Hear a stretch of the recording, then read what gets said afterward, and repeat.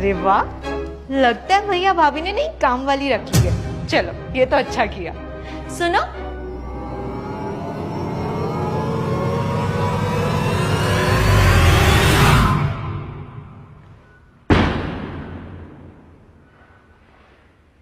माँ,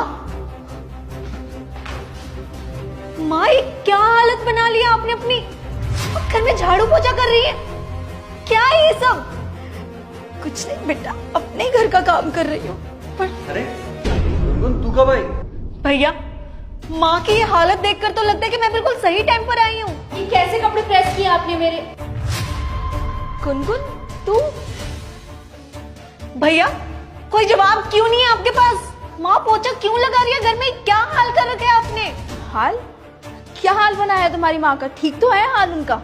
ठीक है, इस उम्र में वो घर पे झाड़ू पोछा लगा रही है और आप कह रही है वो ठीक है? अपने घर में झाड़ू पोछा कर रही है ना, किसी और के घर में तो नहीं कर रही ना। भैया, आप भाभी को कुछ बोलते क्यों नहीं है? अच्छा, अब समझ में आया कि कपड़े भी इस्त्री करने आपने माँ को ही दिए होंगे, है ना? और भाई की अब नौकरी जा चुकी है और वो घर बैठे हैं और आपकी कमाई खा रहे हैं, इसलिए वो आपको कुछ नहीं बोल रहे। हाँ, खा रहा है वो मेरी कमाई, क्योंकि हस्बैंड है वो मेरा। और तुम्हारी माँ, वो क्या कर रही है? ये बोला था बस उसको ढंग से प्रेस करने के लिए, वो भी नहीं ढंग से हुआ। एक नंबर की कामचोर है तुम्हारी माँ। भाभी, जुबान संभाल के बात कीजिए, मेरी माँ है ये। माँ है ना, तो भी इस घर से निकल और अपनी माँ को भी ले जा। अरे बस थोड़ा सा काम करने के लिए क्या बोल दिया, दोनों माँ बेटी को आग ही लग गई है जैसे।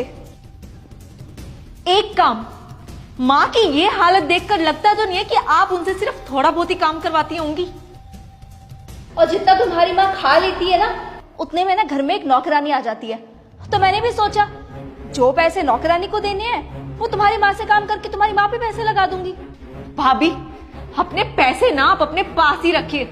और आप शायद भूल रही हैं, आप जिस घर में खड़ी हैं ना, वो घर मेरी माँ का है। और भैया, वो भी माँ के ही बेटे हैं, आपका कुछ नहीं है यहाँ पर। कब तक जिंदा रह लेगी तुम्हारी ये माँ? जिस दिन मर गई ना, उस दिन ये घर भी मेरा और तुम्हारा भाई भी मेरा। किस पत्थर की बनी है भाभी आप? आपको अंदाजा भी है कि आप क्या बोले जा रही हैं? मुझे सब पता है मैं क्या बोल रही हूँ और क्या नहीं बोल रही। ये तुम तो मुझे बिल्कुल मत बताओ। मुझे क्या लगता है ना, शायद आपके माँ बाप चल बसे। गुनगुन, क्यों? अभी तक जिंदा है क्या बुड्ढा बुड्ढी? बकवास बंद करो। सुमेश, तुम अपनी बहन को समझा लो। मेरी माँ के बारे में अगर इसने एक लफ्ज भी और बोला ना, तो जुबान खींच लूंगी मैं इसकी। अच्छा, मैं आपके माँ बाप के बारे में एक शब्द भी ना बोलूं और आप यहाँ पर मेरी माँ से नौकरानी की तरह काम करवा रही हैं, तो मुझे आपके साथ कैसा सलूक करना चाहिए फिर? तुम्हारी जैसी बहुओं के कारण ना हर बहू को किसी ना किसी घर में नौकरानी के जैसे ट्रीट किया जाता है। पता है क्यों? जब माँ बाप बेटे की शादी करते हैं ना और घर में बहू को लेकर आते हैं, तो अपनी बेटी को तो बेटी समझते हैं, लेकिन किसी और की बेटी को बेटी नहीं समझ पाते, क्योंकि उनके मन में डर होता है कि कहीं उनके घर में आने वाली बहू उन्हें ही उनके घर में नौकर ना बनाकर रख दे, जैसा हाल तुमने मेरी माँ का किया हुआ है। और भाभी, भैया तो तुम्हारा भी है, तो भाभी भी होगी। और तो और कई दिनों से आप अपने मायके भी नहीं गई हैं। देख लीजिएगा, कहीं आप अपने घर जाएं और आपको भी अपने माँ बाप के हाथ में झाड़ू पोछा नजर आए। मेरी भाभी की ना इतनी सी भी हिम्मत नहीं है कि मेरी माँ को एक गिलास भी उठाने के लिए बोल दे। तो भाभी, आपकी भी हिम्मत नहीं होनी चाहिए कि आप मेरी माँ से घर के काम करवा सको। उन्होंने आज तक ये सब काम नहीं किए थे, पर जब अपने ही अपनों का ख्याल ना रखे ना, तो फिर गैरों को अपना बनना पड़ता है। क्योंकि बोल देते हैं ना लड़कियों को तो कि लड़कियां पराया धन होती हैं, लेकिन मुझे लगता है कि लड़कियां ही अपने माँ बाप को ज्यादा संभालती हैं।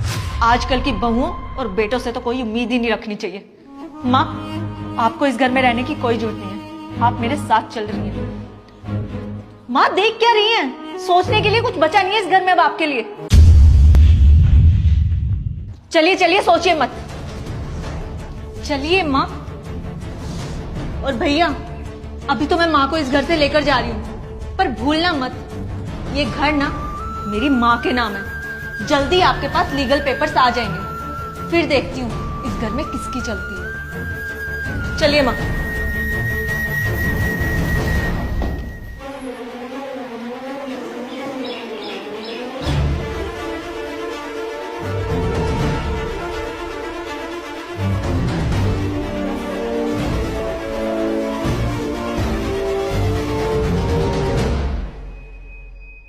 जब एक लड़की शादी करके दूसरे घर में जाती है ना, तो एक्सपेक्ट करती है कि उसके सास ससुर उसे अपनी बेटी की तरह रखें।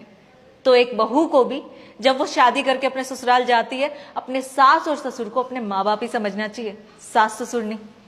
अगर आपको हमारी वीडियो में दिया हुआ मैसेज अच्छा लगा हो तो इस वीडियो को लाइक करें और कमेंट जरूर करें, और इस वीडियो को अपने दोस्तों के साथ और फैमिली के साथ शेयर करना मत भूलिएगा। Thank you.